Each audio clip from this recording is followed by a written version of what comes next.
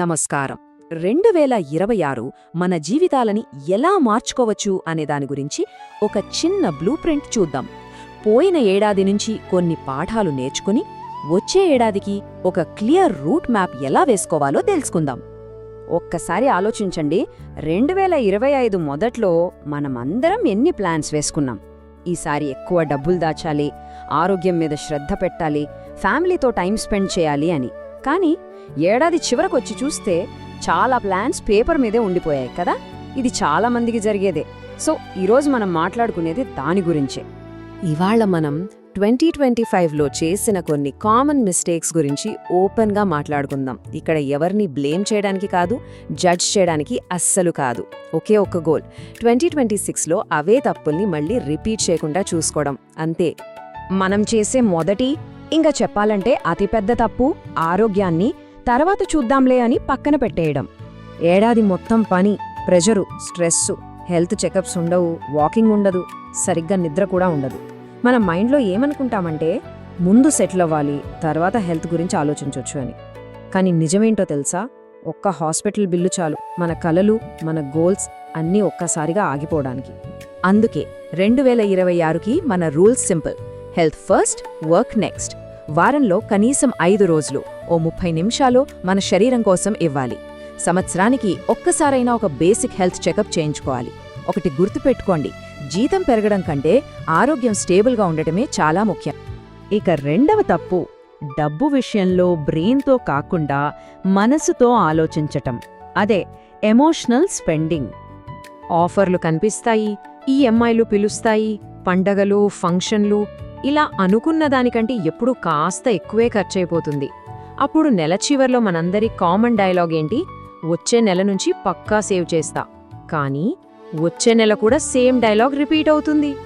So దీనికి solution ఏంటంటే 2026లో ఈ రూల్ ఫాలో అవ్వడమే. Plan first, spend later. నెల మొదట్లోనే ఒక 10 నిమిషాలు కేటాయించి బిల్లులు, ఈఎంఐలు, సేవింగ్స్ ఎంత అనేది డిసైడ్ చేసుకోవాలి. ఆ తర్వాత మిగిలిన డబ్బుతో హ్యాపీగా మన లైఫ్ స్టైల్ని ఎంజాయ్ చేయొచ్చు. అప్పుడు ఎలాంటి స్ట్రెస్ ఉండదు. మూడవ తప్పు, ఇది చాలా సున్నితమైనది. అదే పోలిక. మన కోసం కాకుండా పక్కవాళ్ల కోసం బ్రతకడం. ఒక్కసారి నిజాయితీగా మనల్ని మనం అడుగుదాం, ఈ సంవత్సరం మన జీతం పెరిగిందా లేక మన టెన్షన్ పెరిగిందా? వాళ్ళ దగ్గర ఆ కారుంది, వాళ్ళు ఆ ఫారెన్ ట్రిప్ వెళ్లారు, పిల్లలు ఎంత పెద్ద స్కూల్లో చేర్పించారు, మనం ఇంకా ఇక్కడే ఉన్నాం అనే ఫీలింగ్. ఈ కంపారిజన్ వల్లే మనకు అవసరం లేకపోయినా ఈఎంఐలు తీసుకుంటాం, కేవలం ఇతరులకు చూపించడానికి. అసలు పాయింట్ ఏంటంటే మిడిల్ క్లాస్ అసలు సమస్య డబ్బు కాదు, మనసులో ఉండే ఆ నిరంతర ఒత్తిడి. అందుకే 2026కి మన rule progress, not show off. పోయిన 3 ఏళ్లతో పోలిస్తే మనలో వచ్చిన మార్పు ఏంటో రాసుకోవాలి. ఆ తర్వాత మన కుటుంబానికి ఏది అవసరమో దానికోసమే గోల్స్ పెట్టుకోవాలి. ఇన్స్టాగ్రామ్ కోసం కాదు, బంధువుల కోసం కాదు, మనకు ఏది ప్రశాంతతనిస్తుందో అదే మన అసలైన గోల్. ఇక 4వ తప్పు, లైఫ్ని ఒక ఆటో పైలట్ మోడ్లో నడపడం. అంటే ఒక ప్లాన్ అనేది లేకుండా బ్రతకడం. అప్పుడే మొదలవుతుంది అసలు కథ. ఉన్నట్టుండి స్కూల్ నుంచి ఒక మెసేజ్ వస్తుంది, రేపే ఫీజుకి లాస్ట్ డేట్. లేదంటే హాస్పిటల్ నుంచి ఒక కాల్ వస్తుంది, ఆపరేషన్ ఇమీడియట్గా చేయాలి. కార్డ్ స్వైప్ చేస్తే డిక్లైన్డ్, వెంటనే ఎస్ఎంఎస్ వస్తుంది, మీ క్రెడిట్ లిమిట్ అయిపోయింది. ఇలాంటి టైంలో మనల్ని నడిపించేది ప్లాన్ కాదు, కేవలం పానిక్ మాత్రమే. సో దీనికి 2026 రూల్ 12 మంత్స్ క్లియర్ విజన్. జనవరిలో ఫ్యామిలీతో 1 గంట కూర్చోవాలి. 2026లో ఖచ్చితంగా వచ్చే ఖర్చులన్నీ ఒక లిస్ట్ రాయాలి. దాన్ని 12 నెలలకు డివైడ్ చేసి ప్రతి నెల కొంచెం కొంచెం పక్కన పెట్టాలి. అప్పుడు చూడండి, లైఫ్ మన కంట్రోల్లో ఉన్న ఫీలింగ్ వస్తుంది. సరే, ఇప్పుడు మరో 3 చాలా ముఖ్యమైన విషయాలు, వాటి సొల్యూషన్స్తో కలిపి చూద్దాం. ఈ 3 సింపుల్ హ్యాబిట్స్ మన 2026ని ఖచ్చితంగా మార్చగలవు. 5వ తప్పు, ఇంట్లో అందరూ ఉంటారు కానీ ఎవరికి వాళ్లే అన్నట్టు ఉంటారు. అందరూ ఒకే రూమ్లో ఉన్నా అందరి కళ్ళు వేర్వేరు స్క్రీన్ల మీదే ఉంటాయి. ఈ దూరం డబ్బు లేకపోవడం కన్నా చాలా ప్రమాదకరమైనది. అందుకే 2026కి మన రూల్ ఒక నో మొబైల్ ఫ్యామిలీ ఆర్. రోజుకు కనీసం 1 గంట ఫోన్లు, టీవీలు అన్నీ ఆఫ్ చేసి కేవలం ఒకరితో ఒకరం మాట్లాడుకోవాలి.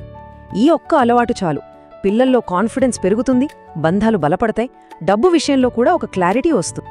6వ తప్పు, మనం చాలా గట్టిగా అనుకుంటాం, కానీ ఒక సిస్టమ్ని తయారు చేసుకోం.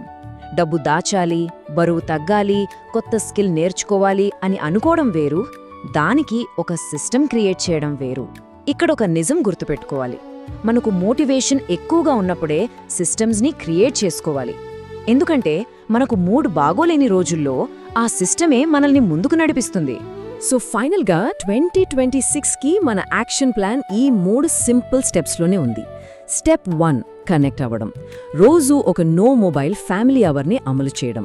స్టెప్ 2, సిస్టమ్ని బిల్డ్ చేసుకోవడం. సేవింగ్స్ని ఆటోమేట్ చేయడం, హెల్త్ కోసం ఒక టైం ఫిక్స్ చేయడం. స్టెప్ 3, రాసి రిలీజ్ చేయడం. 2025లో నేర్చుకున్న పాఠాలని ఒక పేపర్ మీద రాసి 2026ని ఒక ఫ్రెష్ స్టార్ట్గా మొదలుపెట్టడం. కొత్త సంవత్సరం అంటే ఏదో మ్యాజిక్ జరిగిపోదు. మనం రోజూ తీసుకునే చిన్న చిన్న డెసిషన్సే మన ఫ్యూచర్ని డిసైడ్ చేస్తాయి. 2025లో చేసిన తప్పులు మనకు బాధ పెట్టి ఉండొచ్చు, కానీ అవే మనకొక దారి చూపించాయి. ఇప్పుడొక ప్రశ్న, మనమిప్పుడు మాట్లాడుకున్న ఈ 7 తప్పులలో మన లైఫ్కి ఎక్కువగా కనెక్ట్ అయిన మొదటి 3 ఏవి? మీ అభిప్రాయాన్ని నిజాయితీగా కామెంట్స్లో షేర్ చేసుకోండి. ఈ విశ్లేషణ మీకు ఉపయోగపడింది అనిపిస్తే మీ ఫ్యామిలీతో, ఫ్రెండ్స్తో తప్పకుండా పంచుకోండి. మనం 2025ని మళ్ళీ రిపీట్ చేయొద్దు, దాని నుంచి నేర్చుకుందాం. అందరికీ అడ్వాన్స్ హ్యాపీ న్యూ ఇయర్.